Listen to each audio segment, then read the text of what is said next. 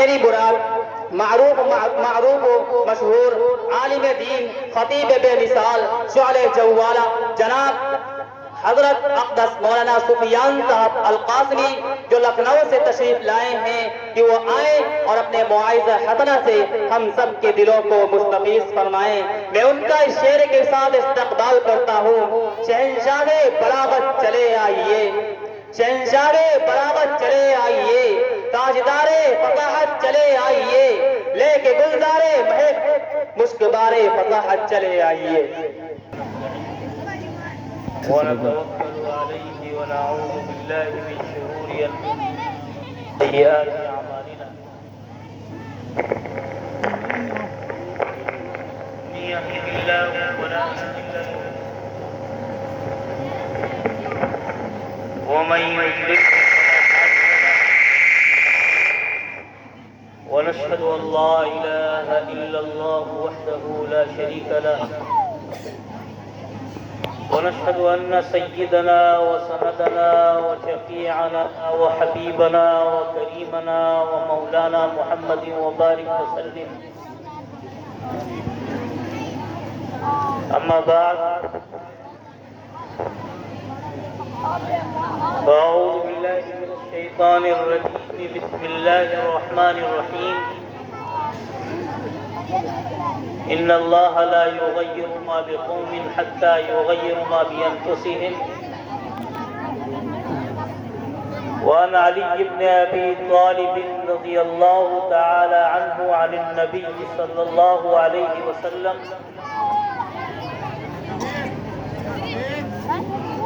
يوشك أن يأتي على الناس زمان لا يبقى من القرآن إلا رسمه ولا يبقى من الإسلام إلا اسمه أو كما قال عليه الصلاة والسلام. معزز سامعین اکرام، حاضرین مجلس، وقت کافی ہو چکا ہے اور الحمدللہ بچے اور بچیاں مدرسے میں جو پروگرام پیش کر رہی تھی اور جو کر رہے تھے، ان کے جذبے کو دیکھ کر کے اور ان کی صلاحیتوں کو دیکھ کر کے دل سے خوشی ہوئی کہ یقیناً اس مدرسے کے اندر ایسے اساتذہ اور ایسے معلمہ اور ایسے صاحب خیر حضرات کی دعائیں اور ان کی محنتیں اور ان کی کوششیں شامل حال ہیں، جس کے نتیجے میں آج یہ بچے اور بچیاں اپنی صلاحیتوں کا مظاہرہ فرما رہے ہیں. اور یہ یقینی بات ہے کہ اس درجے کی صلاحیتیں پیش کرنا اور اس درجے سے تقریروں کو پیش کرنا، نعت و منقبت کے نذرانے پیش کرنا، ضرور اس بات کی غمازی کرتا ہے کہ ایسے اساتذہ ہیں جن کی محنتیں ان کے پیچھے لگی ہوئی اور ان تک محنتوں کے نتیجے میں ہی اتنے باصلاحیت بچے یہاں پر اپنی ما فی الضمیر کو ادا کر رہے ہیں اور آپ کے سامنے پیش کر رہے ہیں. میں کوئی شعلے بار مقرر نہیں ہوں اور نہ کوئی میں بہت بڑا خطیب ہوں، بس چند ٹوٹے پھوٹے الفاظ میں اپنی باتوں کو آپ کے سامنے رکھوں گا اور اس نیت کے ساتھ رکھوں گا کہ اللہ رب العزت والجلال نے جو بات کہلوائے مجھے بھی اس پہ عمل کرنے کی توفیق نصیب فرمائے، اور جو مجمع یہاں پر موجود ہے ان کو بھی اس پر مکمل طور سے عمل کرنے کی توفیق نصیب فرمائے. اللہ رب العزت والجلال کا بہت ہی بڑا کرم اور احسان ہے، اور مانا پور کے لوگوں کو اس کے اوپر صبح و شام سجدے میں پڑا رہنا چاہیے کہ اللہ رب العزت والجلال نے ایک ایسا سلسلہ یہاں قائم فرما دیا اور ایسا مدرسہ قائم فرما دیا کہ جو گاؤں اور دیہاتوں اور علاقوں اور قریوں کے اندر جس کی تعلیم کے لیے ترستے ہیں،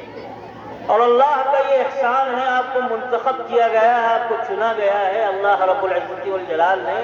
آپ کے اس گاؤں کو اور آپ کے اس علاقے کو چنا ہے کہ دینی تعلیم یہاں پر ہو رہی ہے، اور بچے اور بچیاں یہاں علم کی روشنی اور علم کو حاصل کر رہے ہیں۔ یہ بہت بڑی سعادت کی بات ہے، اور یہ سعادت کی بات کیوں کر نہ ہو کہ اللہ رب العزت والجلال یہ انہی چنیدہ اور منتخب لوگوں کو علم کی دولت سے آراستہ اور پیراستہ فرماتا ہے کہ جن کا انتخاب خود اللہ رب العزت والجلال کی مرضی سے فرماتا ہے۔ یہ میرے اور آپ کی بس کی بات نہیں ہے، میرے اور آپ کی بس کی بات نہیں ہے۔ بہت سے ایسے ماں باپ ہیں جن کے دلوں کے اندر خواہشیں ہوتی ہیں، جن کے دلوں کے اندر یہ جذبہ ہوتا ہے کہ میرے بچے پڑھے، میرے بچے آگے بڑھے، میرے بچے دینی تعلیم حاصل کریں، لیکن جب تک اللہ کا انتخاب نہیں ہوتا ہے اس وقت وہ بچے مدرسوں میں داخل نہیں ہوتے۔ اور اس سے انتخاب بالائی انتخاب یہ ہے کہ اللہ رب العزت والجلال انہی بچوں اور انہی اپنے بندوں کو منتخب فرماتا ہے جن بندوں کے بارے میں اللہ رب العزت نے فیصلہ فرما لیا ہے کہ ان کو علم کی دین کا راستہ دکھانا ہے اور ان کو قرآن کی تعلیم دینی ہے۔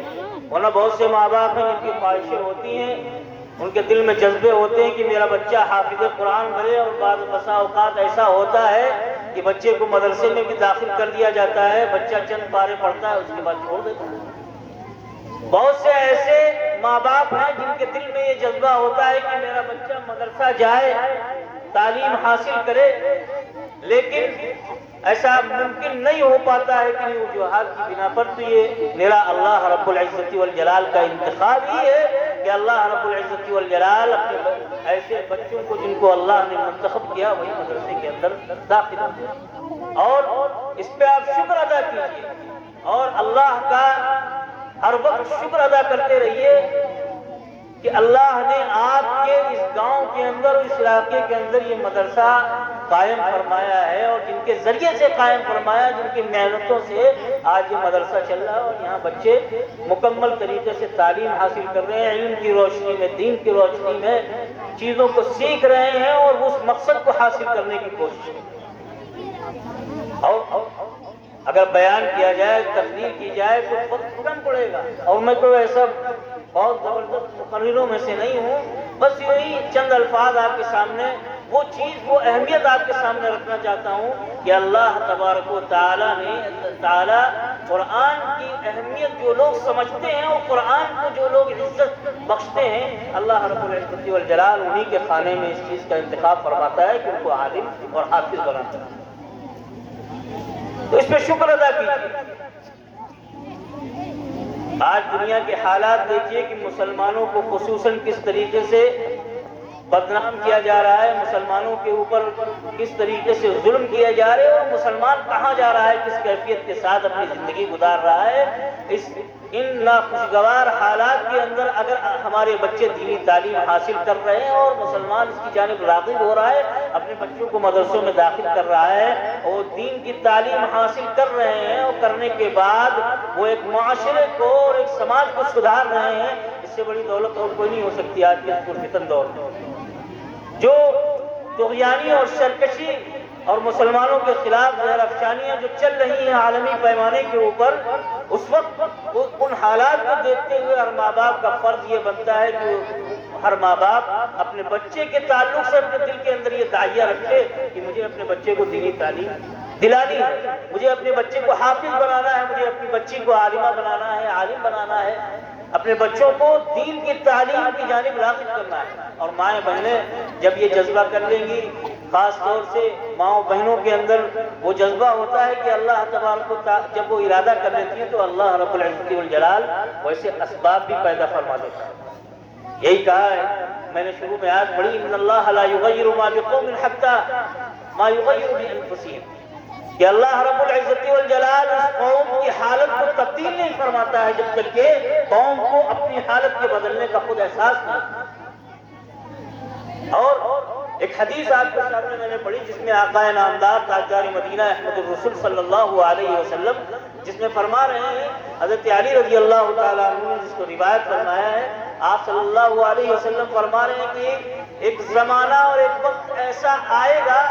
کہ اسلام صرف نام کی حیثیت سے باقی رہ جائے گا، کہ صرف اس کا نام لیا جائے گا، اس کے اعمال، اس کے کردار اور اس کی جو صفات تھیں آپ صلی اللہ علیہ وسلم نے جو سکھائی تھی، جو بتائی تھی، وہ ختم ہو جائیں گی، وہ مٹ جائیں گی، وہ چلی جائیں گی۔ وہ چلی کیوں کر جائیں گی سوال پیدا ہوتا ہے، وہ چلی ہمارے اعمال کی وجہ سے جائیں گی، ہماری بے توجہی کی وجہ سے جائیں گی۔ آگے آپ صلی اللہ علیہ وسلم فرما رہے ہیں کہ قرآن جس کو جو اپنے اندر عظمتیں اور رحمتیں لیے ہوئے ہیں، جو اپنے اندر برکتیں لیے ہوئے ہیں، اس قرآن کے صرف الفاظ باقی رہ جائیں گے، قرآن کے اوپر عمل کرنے والے باقی نہیں رہیں گے، یعنی اس کے الفاظ باقی رہ جائیں گے۔ ایسا وقت اور ایسا زمانہ اور ایسے فتنے آنے والے ہیں، تو ایسے فتنے آپ صلی اللہ علیہ وسلم نے فرمایا۔ آپ صلی اللہ علیہ وسلم کا لفظ بلفظ حقیقی ہے۔ آپ صلی اللہ علیہ وسلم نے جو چیز کہہ دی ہے، ایک دن سورج نہیں نکلے گا لیکن آپ صلی اللہ علیہ وسلم کا فرمان ثابت ہو کر کے رہے گا۔ آپ صلی اللہ علیہ وسلم نے فرمایا کہ ایک دور، ایک زمانہ ایسا آئے گا، تو یقیناً ایک دور، ایک زمانہ ایسا آئے گا، اور آئے گا اس کی وجہ یہی ہوگی کہ ہماری بے توجہی کی وجہ سے ہمارے درمیان سے دین اسلام کی وہ صفات اور وہ آپ صلی اللہ علیہ وسلم کی تعلیمات دھیرے دھیرے غائب ہوتی جائیں گی۔ تو سب سے بڑا فریضہ کیا بنتا ہے کہ ہم اس کو سمجھیں اور غور و فکر کریں، کیونکہ حافظ اور عالم ہونا یا حفظ کی دولت سے مالا مال ہونا یہ صرف اس حافظ کی فضیلت کی بات نہیں ہے، بلکہ ان کے ماں باپ کے لیے ایسی فضیلت کی بات ہے کہ جیسی فضیلت کے ساتھ آخرت میں کسی کو نوازا نہیں جائے گا۔